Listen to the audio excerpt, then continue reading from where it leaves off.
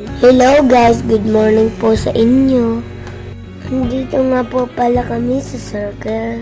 Dito po sa Tartaria, Silang Cavite. Shoutout nga po pala sa mga taga Silang Cavite. Kasama ko nga po pala si Mama at Papa. Lalakad-lakad po kami at nagpapaaral na rin. Kaso pagdating po namin, wala pong araw kasi makulimlim. Kaya po naglakad na lang kami ng ilang ikot. Ganito nga po pala ang ginagawa namin araw-araw naglalakad. This time po sa akin kasi kasama ko po ang mama at papa ko. Habang naglalakad po, nagkakwentuhan po kami.